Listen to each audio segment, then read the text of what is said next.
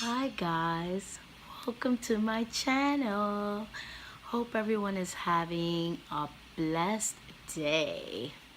So tonight's video is about how I handle my grief and tips and tools of things that I do when I am feeling, when the waves are coming. So if you are interested in that, stay tuned and continue watching. If not, then catch you next time. Hey, so how are you guys?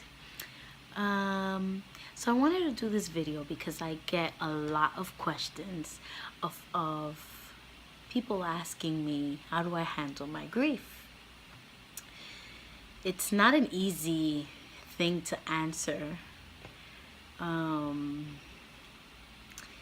But there are a few things that I've learned along the way. The main thing is prayer. Prayer or meditation is just something that goes hand in hand with grief.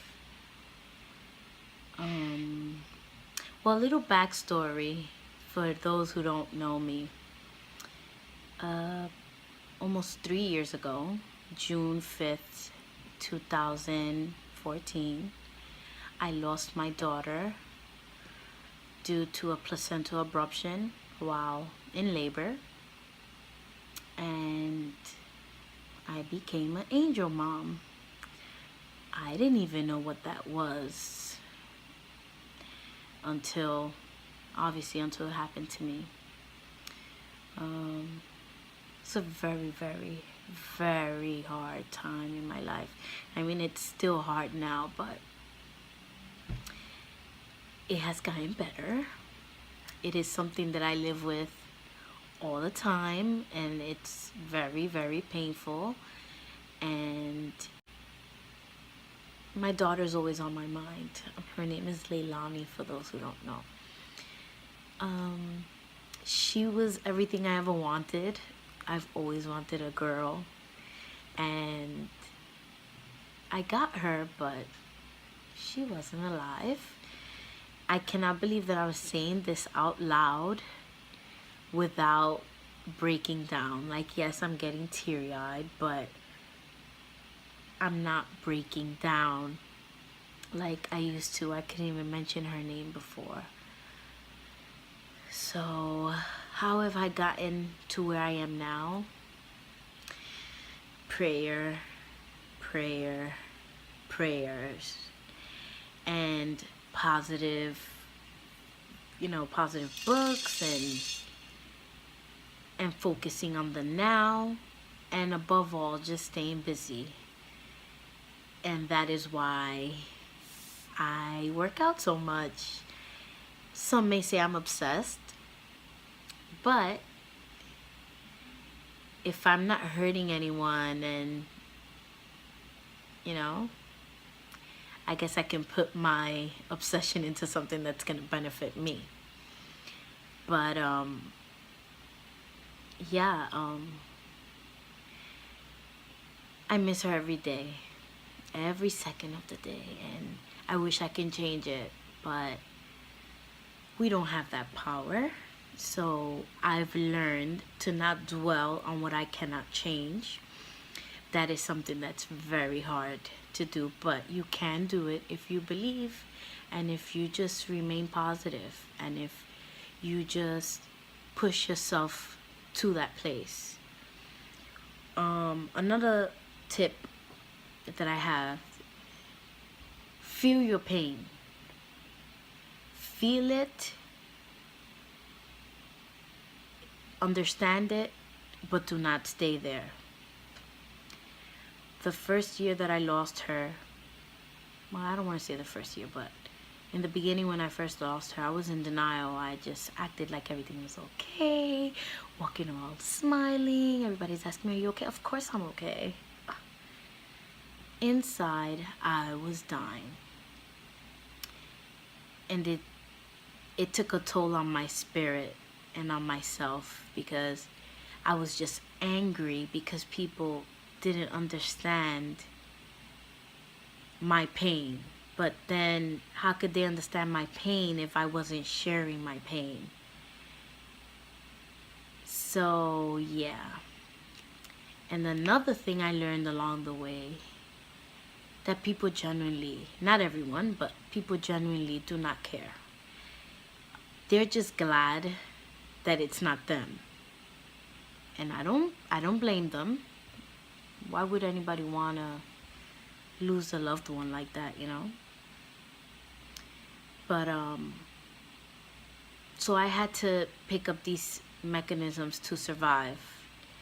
And I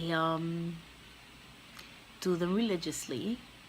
I have little post-it notes like written everywhere. This is just one of them. It doesn't necessarily have to be biblical. I choose that because that's what helps me, but I also do a lot of positive quotes and motivational quotes, and I have to put reminders on the wall. Like in my post-its I have, losing Leilani was not your fault, because I blamed myself for a long time, and I still do, but I'm working on that. And it helps. And it also helps to have support. I have a support of angel moms that I talk to, whom I love so much. Like, these women have no idea how much I love them. And I also have my awesome friends and family that I can chat with, like my two friends that I drive crazy, always telling them, oh my God, thank you for listening. And it, you know, I know that it's not easy for them because it's a sticky situation. Like, they probably want to be my friend, but they don't know how, because I went through what I went through, and you know. So yeah, I'm just grateful for the people that I have left, and it means the world to me. And another tip is,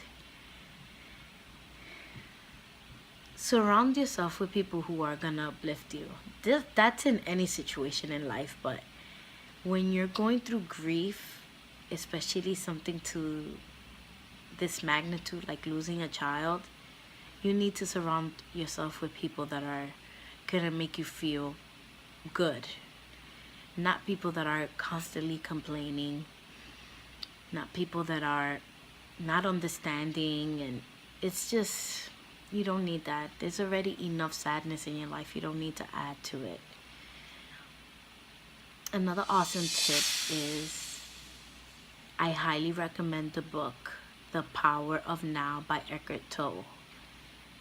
That book saved my life, like literally. It teaches you how to live in the now instead of the past or the future. Just because I love the book and it tells you to live in the now doesn't mean that I don't think of my daughter and go back, but it helps keep me grounded. Like, they teach you some techniques to bring you back to the now. And sometimes we need that because our mind just wants to live in the past or the future. So we need daily reminders. So I really wanted to share this because I am so passionate about helping people find peace, and wanted to share the things that have helped me along the way. So it was prayer,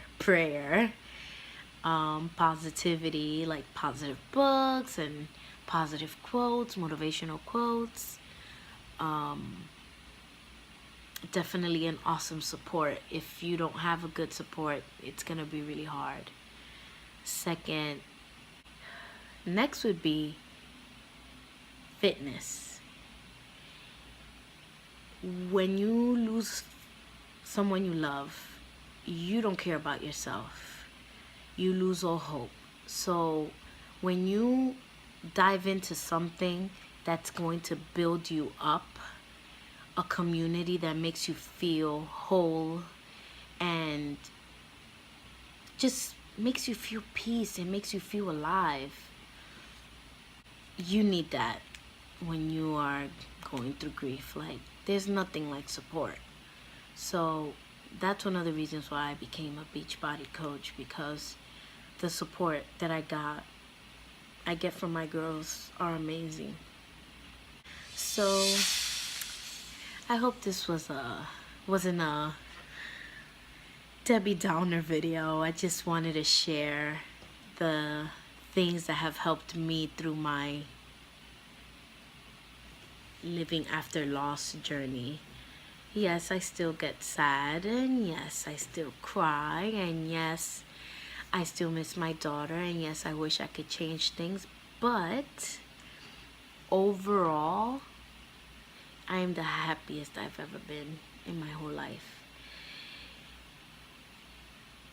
because I am focusing on the good things that I have. I am grateful for the good things that I have, even the bad. So being grateful is also key in this journey, and it's not easy to be grateful when you lose a child, or your mother, or your father, or brother or sister, anything. How would you feel grateful when you lost a loved one?